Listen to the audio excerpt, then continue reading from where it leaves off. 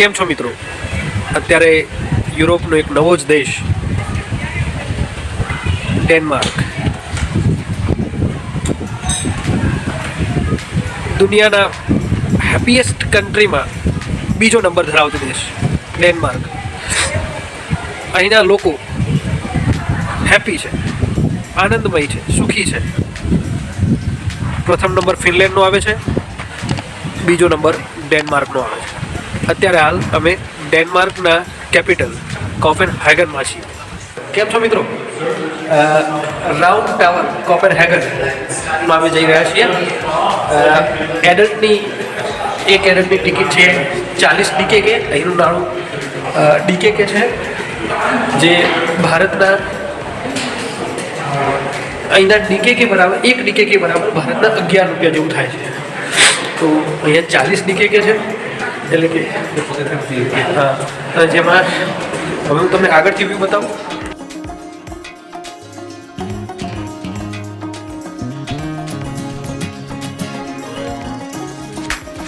આ દૂરબીન છે એનું, અને આ રાઉન્ડ ટાવરનો સૌથી ટોપ ફ્લોર, જ્યાંથી ભૂગોળવિદ્તાઓ, રિસર્ચરો જે નક્ષત્રો, ગ્રહની ગતિ ને દરેકનું રિસર્ચ કરતા હતા. મિત્રો, આમના જૂના સાધનો જોઈને જ એવું લાગે છે કે અદ્ભુત. એક વસ્તુનો એટલું બારીકાઈથી અર્થઘટન કરતા આ જુઓ કે લાજવાબ. જાણકારી તો નથી, પણ આ એમની વૈધશાળા લાગે છે, જ્યાંથી રિસર્ચ થતું હતું. આ બધું જોઈ લો. અહીં પૃથ્વીની પરિભ્રમણની ગતિ, દિશા, એ બધા રિસર્ચ અહીંથી થતા હશે. જો પૃથ્વીના ડાયાગ્રામની એમની જૂની પુરાણી વૈધશાળા લાગે છે. ભાઈ એની બધી વસ્તુઓ અને લખાણ વાંચી રહ્યો છું. આપ જાણો છો કે યુરોપિયનો શોધખોળમાં ફેમસ હતા. તો આવું દૂરબીન હતું એ જે તે સમયે.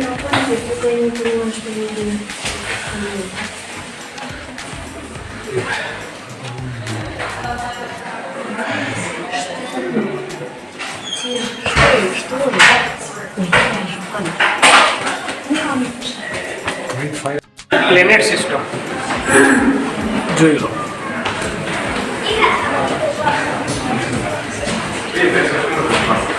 આ તે સમયની વૈધશાળા હોય એવું અંદાજ છે. અને હવે અમે રાઉન્ડ ટાવરના ટોપ ફ્લોર ઉપર જઈ રહ્યા છીએ.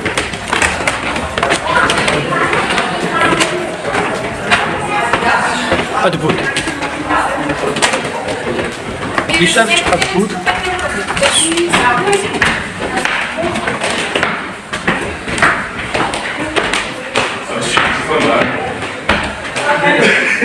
ટોયલેટ એ જમાનાનું, જેવું આપ ટોયલેટ કરો એટલે સીધું નીચે ઉતરે.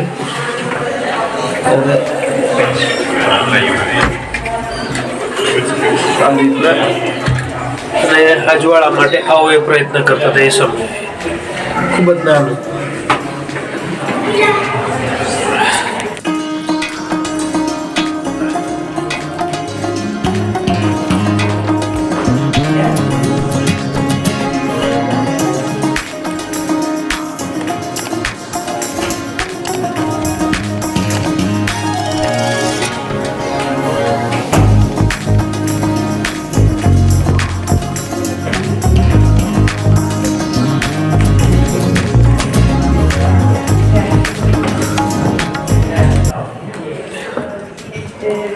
આ દીવા દુનિયાના ચર્ચો છે, દુનિયાના શ્રેષ્ઠતમ ચર્ચોની અહીંયા માહિતી આપેલી છે.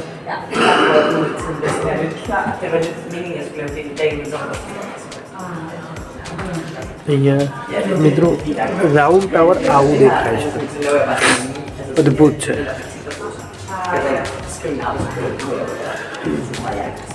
આ રાઉન્ડ ટાવરનો અંદરનો ભાગ છે. સ્થળોમાં એ છે કે જે ખ્રિશ્ચન લોકો પોપ બને ત્યારે એમની વસ્તુઓ ઓબ્વિયસલી છે કે આપણે સાબરમતી આશ્રમમાં જઈએ ત્યારે ગાંધીજીની જૂની વસ્તુઓ આપણને જોવા મળે છે. એવી જ રીતે અહીંયા તમને ક્રિશ્ચન પોપની જૂની વસ્તુઓ જોવા મળે. આ છે ગાદલું છે અને આ રીતના એની માહિતી પણ આપેલી હોય છે.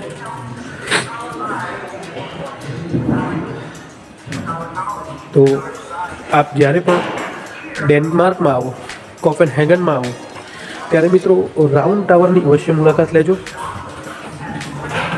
ખૂબ જ સુંદર છે, સરસ છે. અહીંયા જો તમને માટી અને એમના અસ્થિઓ પણ તમને જોવા મળે.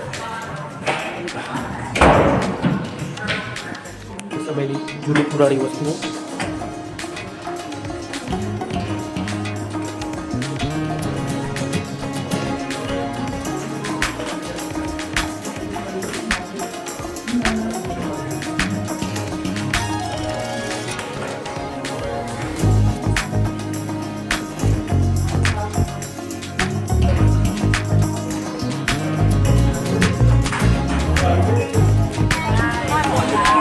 Round tower, Copenhagen.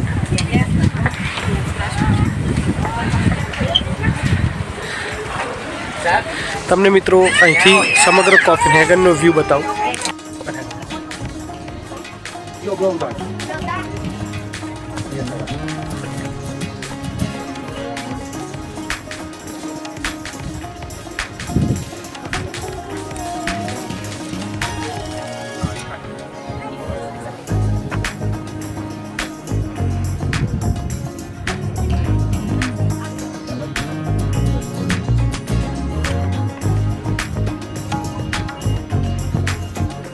અદ્ભુત કોપનહેગન.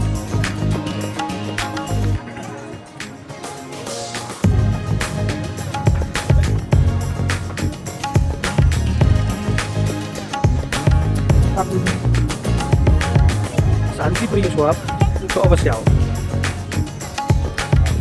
દેશના પાટનગરમાં હોવા છતાં એટલી શાંતિ, નીરવ શાંતિ.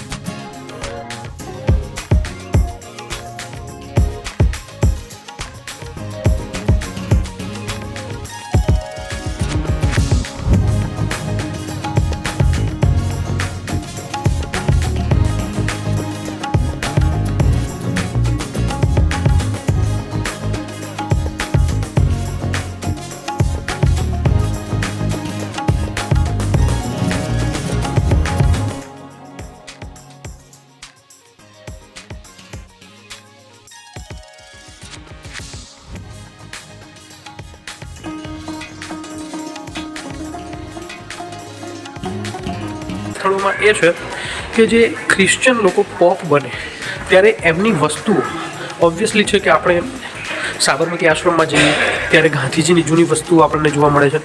એવી જ રીતે અહીંયા તમને ક્રિશ્ચિયન પોપની જૂની વસ્તુઓ જોવા મળે. આ છે ગાદલું છે અને આ રીતના એની માહિતી પણ આપેલી હોય છે.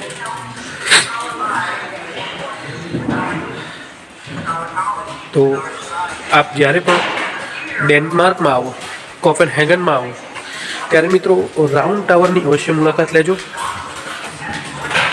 ખૂબ જ સુંદર છે, સરસ છે.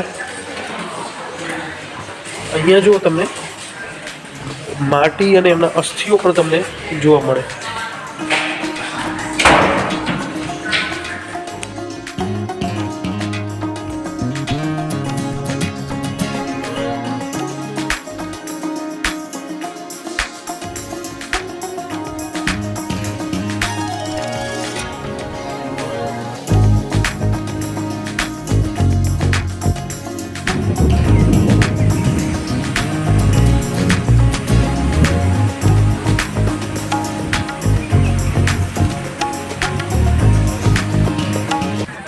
કેમ છો મિત્રો?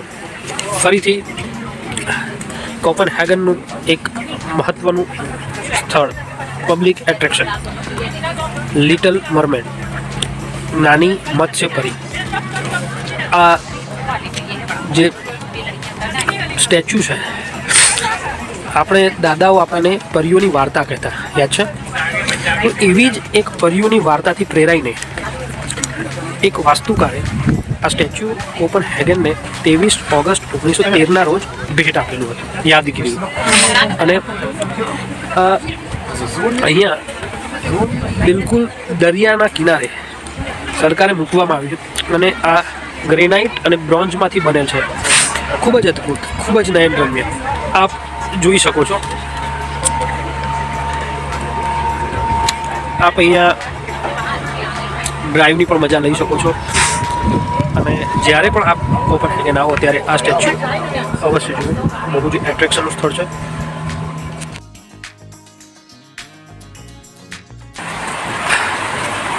અઢાર મેથી યુરોપમાં આવ્યો છું ત્યાંથી સાયકલનો ક્રેઝ ગજબ જોયો છે.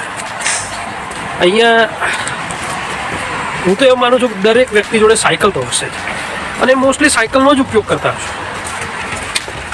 એટલે ગજબનો ક્રેઝ છે સાયકલ. મિત્રો મ્યુઝિયમ છે.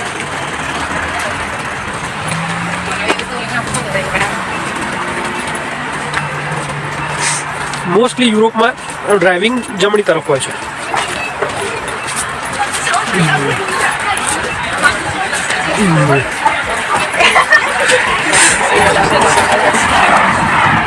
મારો ડેનમાર્કને મિત્રો અહીંયા ત્યાં સુધી રોડ ક્રોસ ન કરી શકીએ કે જ્યાં સુધી ગ્રીન લાઇટ ન. જે આપ જાણતા જશો પણ ભારતમાં તો નિયમો નેવે મૂકીને જ કામ થતું હોય છે, પણ અહીંયા સહેજ પણ ન ચાલે.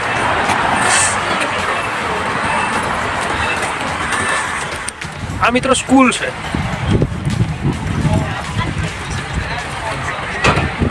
Jio centre Denmark. Jio centre Denmark આ સ્કૂલ છે એની. પ્રયત્ન ઘણા કર્યા કે ભાઈ સ્કૂલની અંદરના ઇન્ફ્રાસ્ટ્રક્ચરને ઉતારવા દે વિડીયો જર્મનીમાં ને બધા, પરંતુ અહીંયા નિષ્ફળતા જ મળે છે. એ એમનું સ્કૂલનું ઇન્ફ્રાસ્ટ્રક્ચર છે, વાતાવરણ છે, એ ઉતારવાની મંજૂરી નથી આપતા વિડીયો. આપ જોઈ રહ્યા છો રોઝનબોર્ગ કેસલ, જે 1606 થી લઈ અને 1607 વચ્ચે નિર્માણ પામેલો છે. આ એક મહત્વનું એટ્રેક્શન છે કોપેનહેગનમાં. જે ક્રિશ્ચિયન ફોર હતો, જે ક્રિશ્ચિયન ફોર રાજા હતો એમને આ નિર્માણ કરાવેલું છે. જેની ટિકિટ છે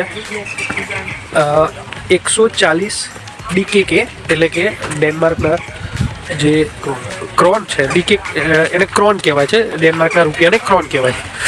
તો ખૂબ જ સુંદર છે કેસલ.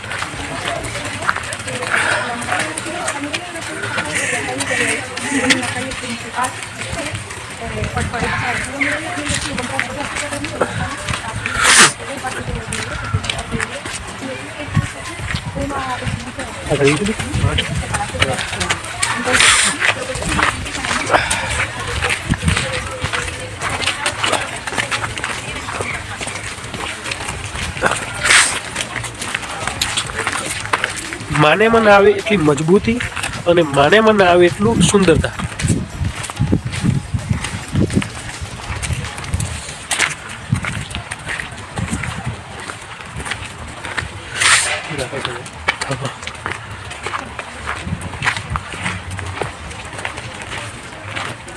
ખૂબ જ મોટો ગાર્ડન છે કેસલની બિલકુલ પાછળ.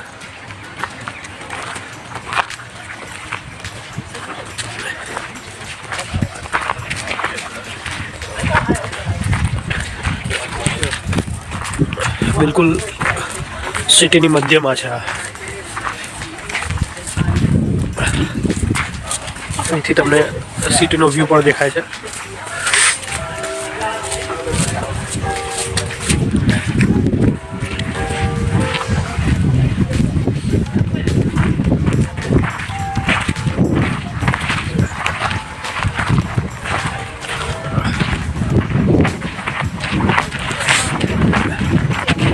મિત્રો વૃક્ષોને ઉછેરવાની ટેકનિક પણ જોઈ લો.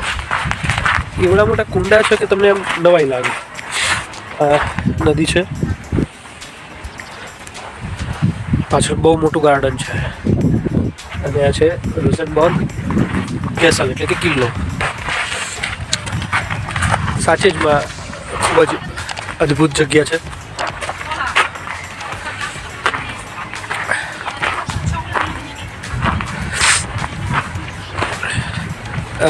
આ જે સમય છે કોપેનહેગનને સમય મિત્રો કોપેનહેગનમાં ફરવા માટેનો શ્રેષ્ઠ સમય છે, એટલે કે મે અને જૂન પછી. આપ 21 જૂન પછી આપ ભૂગોળ તો જાણતા જ હશો કે 21 જૂન પછી સૂર્યના જે સીધા કિરણો કર્કવૃત્તથી હટી જાય છે અને પછી ઠંડીનું વાતાવરણ ચાલુ થઈ જાય છે, એટલે કે વરસાદી વાતાવરણ. અહીંયા વરસાદ પડવો એ સામાન્ય વસ્તુ છે. અમે જ્યારે ઘરેથી નીકળ્યા ત્યારે સૂરજ હતો, એટલે કે હોટલમાંથી નીકળ્યા ત્યારે સૂરજ હતો, સૂરજના કિરણો મસ્ત દેખાતા હતા, તરત જ વરસાદ પડી ગયો.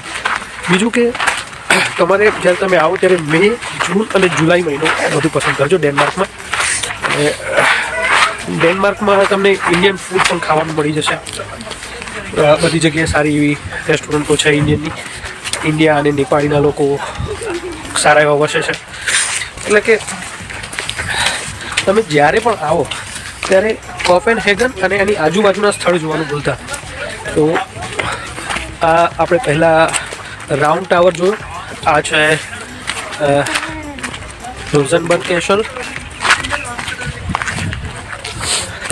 હવે આપ જાણો છો કે ડેનમાર્ક એ દરિયા કિનારે વસેલો દેશ છે અને ડેનમાર્ક એ પોતાની ડેરી પ્રોડક્ટ માટે જાણીતો છે. મિત્રો આ જે યુરોપ કન્ટ્રી છે એ મૂડીવાદી દેશ છે. તમને કોઈ પણ જગ્યાએ ધંધો તો એમને મળી જાય એવું એક સ્થળ નહીં હોય કે જે ટિકિટ નહીં હોય. દરેક જગ્યાએ સાથે સાથે મૂડીવાદી સાથે સાથે સમાજવાદીનું મિશ્રણ પણ છે.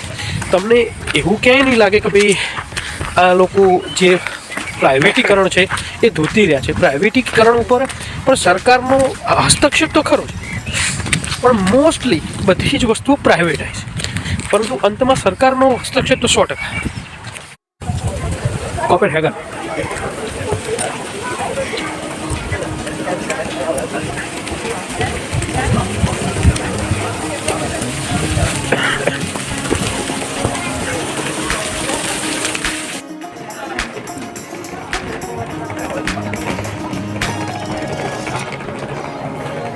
મિત્રો લિટલ મરમેડનું સ્ટેચ્યુ જોઈ અને ફરીથી સિટીમાં આવી ગયા છીએ અમે. આજે અમે 2-3 એટ્રેક્શન જોયા. તમને સૌથી વધારે સારું કયું એટ્રેક્શન લાગ્યું એ કોમેન્ટ કરજો. જો આપને વિડીયો ગમે કાં તો કોઈ મિત્રને જાણકારી આપવી હોય આપ દ્વારા ડેનમાર્કની, તો આપ આપના ગ્રુપમાં શેર કરજો. આજે હજી ઘણા બધા સ્થળ જોવાના છે, હજી ઘણું બધું બાકી છે ડેનમાર્ક, કોપેનહેગન. તો મળીએ છીએ બીજા સ્થળ સાથે. બાય.